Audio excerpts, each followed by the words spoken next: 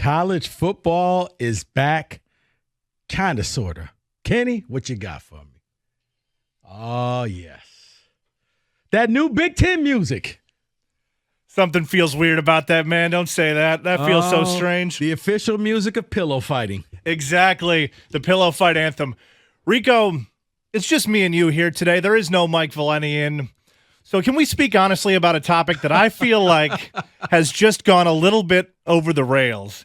This whole Texas thing. Quinn Ewers could have a good year. Horns down. Horns down. Exactly. Texas could have a fine year. They are by no means, in my opinion, back. What say you? No, I don't think Texas is back. Texas has a lot of pieces, but I think what's gonna hurt Texas, what I keep telling Mike, is Texas. Texas can't get out of its own way, and they end up losing games that they never should have. Like, I'm going to look at that Red River shootout. Man, you don't know who's going to win that game until the clock hits 0, because a team could be up by 24 points at halftime and lose by 24 points. But I think the biggest thing is the pressure on Quinn Ewers because of Arch Manning. When that crowd is chanting, "We want Arch," can you resist the temptation of putting this quarterback in? When Quinn Ewers throws an interception, he's going to get booed in his own stadium. There's going to be a lot of pressure on that young man. And let's face it, he's not had the most stellar career at Texas or in college. I don't think Texas is back. I think Texas probably ends up losing 2 or 3 games in the Big 12. Why? Because Texas will do something stupid. They have the talent. They'll just can't get out their own way. They've had talent for years, but they always find ways to lose games. So interesting gambling data out there per DraftKings. Texas is back. Texas is, in fact, back. Yes, thank you. Per DraftKings, take a guess. What percentage of bets do you think there are on SEC teams to win it all? So you have to take all the bets placed on any team to win a natty. What percent is a SEC team? 95. Wow, you better work in Vegas. It's 94. What's your reaction to that? Did that surprise you? That seemed right? What do I keep telling you I'm going to do once I retire? I'm going to start handicapping in Vegas, man. I didn't even know this. Going in cold, but yes. Because let's be real. If you did SEC versus the field, I think everybody would take SEC. You could love Michigan, but I don't think Michigan could beat not 1, but 2 SEC teams if they had to. But to think that 6%, only 6% were on any other conference Kenny, to win it all. Name me 3 teams, not in the SEC, that you think have a legitimate shot at winning it all. Ohio State. That's 1. Michigan, maybe. No. I agree, but I'm just for the sake of argument. And if that's it, that's it. This ain't me. Because Ohio State, I've said it before, Michigan is built to win the Big Ten. They're built to beat Ohio State. Ohio State is built to win the college football playoff games. They had your boys on the rope. I know you don't like to talk about that subject. They had them on the rope. Kirby Smart sniffed out that fake punt, called a timeout. That was the play of the game. USC, I don't know if their defense is that good.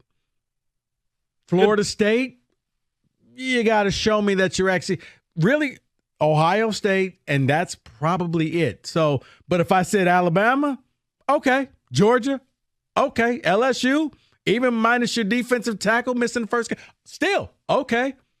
So, yeah, I can understand why it's 94%, because that's probably where I'd put my money as well. Yeah, I actually contributed to that 94%.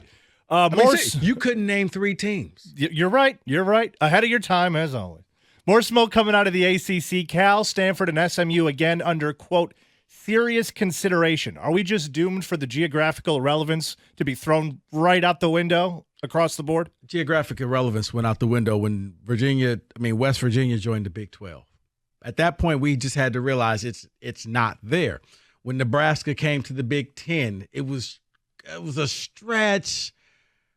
What we really need to come to grips with, Kenny, there's going to be just one super conference, a Premier League type of thing. And I know Mike hates me for when I say that, but it's going to boil down to they're going to get maybe between the top 28 to 32 teams, and it's almost going to be set up NFL-like, where you got 4 8-team divisions. and you just go from there and you play it out and you have a playoff system. Everybody kind of plays everybody, and that's it. But the conferences, they're name only because they're only for football. Because when it comes to the other sports, you're punishing these kids because of the travel and everything that they got to do. Football only has to play 1 game a week. Basketball has to play maybe 2-3 games a week. Like other sports have to travel a lot. And when you got to keep flying across the country, you can only set up so many games in a city. And there's going to be a time where it's just like, okay, you're literally going to start Monday off on the East Coast, back to the West Coast for Wednesday, down to the South for Friday, and then up in the Midwest for Sunday. And I don't think the Oregon volleyball team is particularly thrilled to go play in Rutgers. Nobody is thinking about that. This is people being greedy. And when you're greedy, this is the fall of your sport. Look at every major sport that used to be really good. Greed kicked in, and we don't talk about them anymore because it's why we don't talk about boxing. Kenny, when I grew up, when I was your age, boxing was huge. You knew who the heavyweight champion is.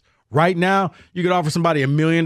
They couldn't tell you who the heavyweight champion is. That is correct. To the Big Ten, one of the bigger storylines, Ryan Day. Is he facing the hot seat, and can he survive another A, Michigan loss, but B, just not winning the Big Ten overall? How hot does the hot seat become?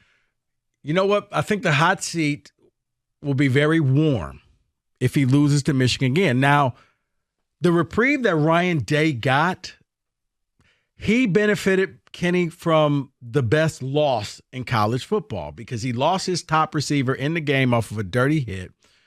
He was about to beat Georgia. And I keep harping on this, but I think that kind of saved Buckeye fans of thinking, you know what, he's not a complete boob. He actually knows what he's doing. We just haven't beat Michigan, but we actually have good teams. And he keeps bringing in top player over top player over top player.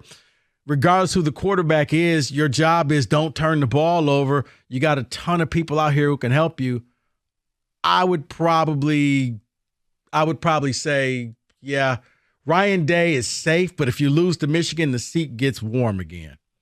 So Bleacher Report also on the Big Ten grind coming out with a 3-tier ranking of contenders to win the Big Ten. Tier 3 is the whole West Division. Tier 2 is Penn State. Tier 1, they call the co-favorites, Michigan and Ohio State. Is this right? Do you think Penn State maybe belongs in Tier 1? I do. I think Penn State does. Drew Aller, to me, is what JJ was last year. He was this hyped-up guy that you heard a lot about, but he had a quarterback ahead of him. But he has all the tools that it takes to go out there and get it done. Plus, Penn State may have – I don't even think may. I think Penn State has the best defense. Well, them in Iowa. Best defense in the Big Ten. They got a pair of running backs out behind him. I do think that Penn State should probably be in there. The reason why it's that person is saying what we're all thinking.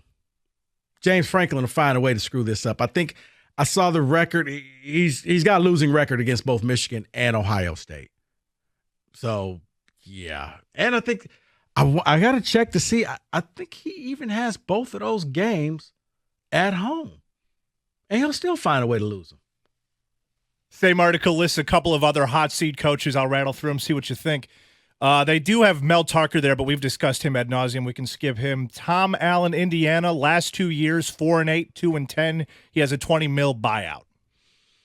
Yeah, I think that at that point, $20 million in the grand scheme of college football, you can go ahead and buy him out and move on. What you'll get is some rich donor who, will step in there and say, yeah, I'm tired of seeing that. Yeah, Tom Allen, I think, is done. And the other one, Greg Schiano, Rutgers, last 2 years, only 9 combined wins, but only 3 in the Big Ten in the last 2 years. 3 Big Ten wins.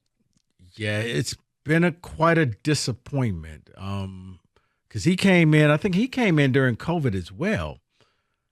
And, yeah, because he beat Tucker in that first game. But they never really got that quarterback. I thought like he went out and got some 4-star QB, but that guy never panned out the way that he thought he was going to be. Just no playmakers. He can't get it done. And you play in the unforgivable Big Ten East that they don't care that you're Rutgers. They treat you like you are. You're their homecoming game. And the last thing here is they named the best offense and defense in the Big Ten. Who do you got? Who do you think they put there? Best offense and best defense in the Big Ten. I would say best defense is Penn State. Best offense, only because they have an established quarterback, would probably be Michigan. They have Ohio State. You did nail Penn State as the best defense. But I would give it to Michigan only because of JJ. I don't know who the Ohio State quarterbacks. Like all the other pieces, I like Ohio State. I know Michigan's got Corum and they got Donovan Edwards, but Ohio State has 5, probably 6 pro wide receivers, and you only know the names of 2 of them right now. But trust me, they'll all be in the NFL. And there is your college football blitz.